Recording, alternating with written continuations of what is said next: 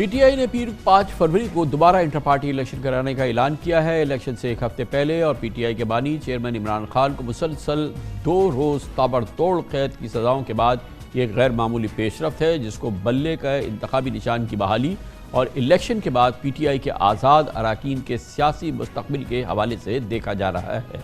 कल पीटीआई ने बाकायदा जनरल बॉडी इजलास बुलाया और आज ऑफिशियल अकाउंट से इंटर पार्टी इंतखाबात का बाज़ाब्ता शेड्यूल जारी किया, जिसके मुताबिक रऊफ हसन को पीटीआई का चीफ इलेक्शन कमिश्नर मुकर्रर किया गया। आज और कल पार्टी की मरकजी और सूबाई सेक्रेटेरिएट से कागजात नामजदगी हासिल करने और जमा कराने की तारीख मुकर्रर है और परसों 3 फरवरी को कागजात नामजदगी की स्क्रूटी, 4 फरवरी को हतमी फहरिस्त तैयार होगी, 5 फरवरी को इंटर पार्टी इलेक्शन के अगले रोज़ 6 फरवरी को नताइज का बाज़ाब्ता ऐलान कर दिया जाएगा। अहम बात है 23 जनवरी यानी कल तक पीटीआई में बतौर मेंबर रजिस्टर होने वाले तमाम अरकान इंटर पार्टी इलेक्शन में हिस्सा ले सकेंगे और अपनी मर्जी के पैनल या चेयरमैन के उम्मीदवार को वोट भी डाल सकेंगे। दिलचस्प बात यह भी है कि पीटीआई ने वोटिंग के लिए किसी शहर या इलाके की वजाहत नहीं की, ताहम ये बताया गया है कि पाकिस्तान भर में मुख्तलिफ मकामात पर पोलिंग होगी, जबकि पीटीआई के मेम्बरान इंटर पार्टी इलेक्शन के लिए बनाई गई मखसूस एप्लीकेशन के जरिए भी ऑनलाइन वोट दे सकेंगे। पीटीआई के सेनेट में पार्लिमानी लीडर बैरिस्टर अली जफर का कहना है कि नए इंटर पार्टी इलेक्शन में सुप्रीम कोर्ट की तमाम हिदायत पर अमल किया जाएगा।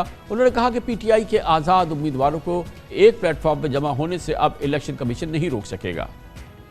बहरहाल एक इम्पॉर्टेंट, बहुत ज़रूरी, एक डेस्परेट मूव है पीटीआई को अपनी बहाली के लिए इलेक्शन के नताइज की बुनियाद पर कि उसको फिर भी हासिल हो कि आज़ाद उम्मीदवार पीटीआई को अडॉप्ट कर सके। क्या वाकई ये मुमकिन होगा? हमारे साथ मौजूद हैं पिलडाब के एग्जीक्यूटिव डायरेक्टर इलेक्शन उमूर के मुमताज़ मुस्तनिद माहिर जनाब अहमद बिलाल महबूब। बहुत बहुत शुक्रिया अहमद बिलाल महबूब साहब।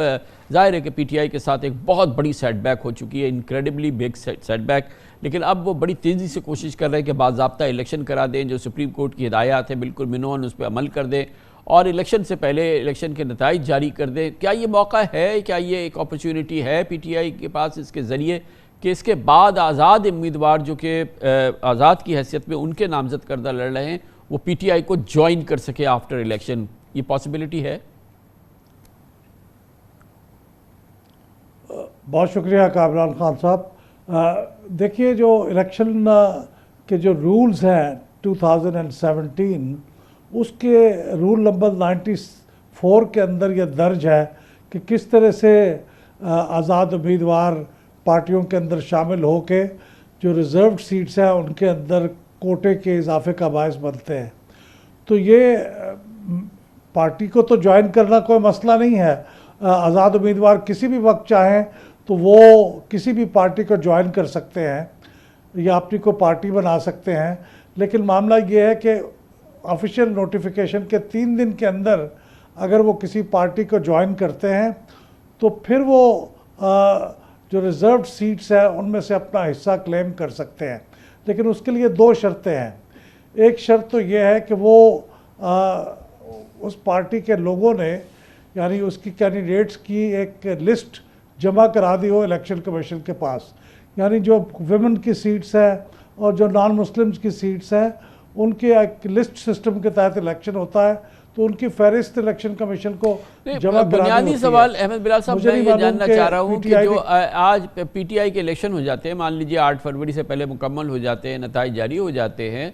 और उसके बाद जो पीटीआई के नामजद करदा आज़ाद उम्मीदवार हैं, क्या जब ये वक्त आए वो पीटीआई को ज्वाइन कर सकते हैं, उस पीटीआई को जिसके अब इलेक्शन हो रहे हैं और फिर वो एक बाज़ाब्ता उस अंदाज से हो रहे हैं जो कि सुप्रीम कोर्ट ने तजवीज़ किया था? क्या अब भी चांस है, मौका है इन आज़ाद उम्मीदवारों के पास कि वो बाद में पीटीआई को ज्वाइन कर लें, चाहे वो इलेक्शन के बाद?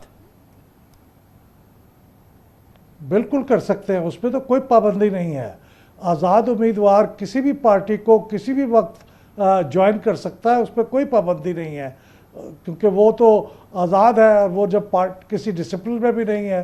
तो किसी भी पार्टी को किसी भी वक्त ज्वाइन कर सकता है,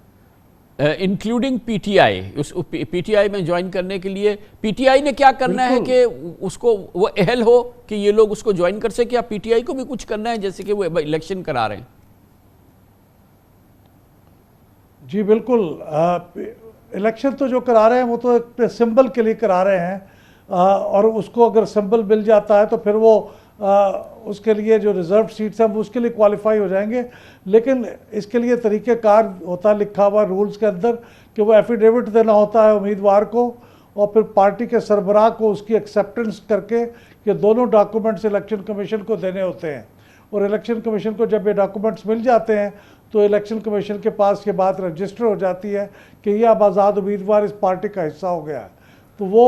उसका प्रोसेस बड़ा सिंपल सा है, वो जिस वक्त भी चाहे उस पार्टी में शामिल हो सकते हैं, इंक्लूडिंग पीटीआई, उस पर कोई प्रॉब्लम नहीं। आपकी इस पूरी गुफ्तगू के नतीजे में मैंने ये नतीजा अख्ज़ किया है कि आपके जहन में कतई कोई इबाम नहीं है कि ये जो आज़ाद अरकान नामजद पीटीआई इलेक्शन लड़ रहे हैं, इनके लिए कोई मसला नहीं होगा कि ये इलेक्शन के बाद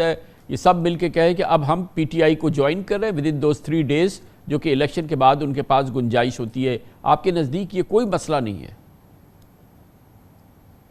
बिल्कुल कोई मसला नहीं है। 3 दिन की जो शर्त है कामरान खान साहब, वो भी सिर्फ इसलिए है कि आप रिजर्व सीट्स का कोटा अपने लिए हासिल कर सके, वरना ये किसी भी वक्त ज्वाइन कर सकते हैं और इसमें कोई अभाव नहीं है किसी भी, क्योंकि पीटीआई बहैसियत सियासी जमात के अभी भी मौजूद है, सिर्फ उसका सिंबल नहीं है, वरना पार्टी की एनलिस्टमेंट मौजूद है और पार्टी एक बाकायदा लीगल तंजीम की हैसियत से काम कर रही है। गोया कि इस बात के लिए वो अहल हो जाए कि वो फिर रिजर्व सीट पे भी अपना ले सकें, उसके लिए ज़रूरी है कि वो 3 दिन के अंदर करें, फिर उनको वो सिंबल मिल जाए और उसके बाद फिर वो जो है वो रिजर्व सीट्स के लिए भी अहल हो जाएंगे। लेकिन उससे पहले वो पीटीआई के तो मेंबर बन जाएंगे तमाम आज़ाद अरकान, अगर इसका वो बाकायदा इजहार कर दें।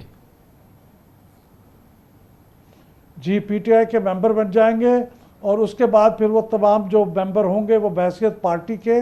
फिर वो ये क्लेम करेंगे कि हमें ये जो रिजर्व सीट में हिस्सा दिया जाए। इसके बारे में थोड़ी सा अबहाम है रूल्स के अंदर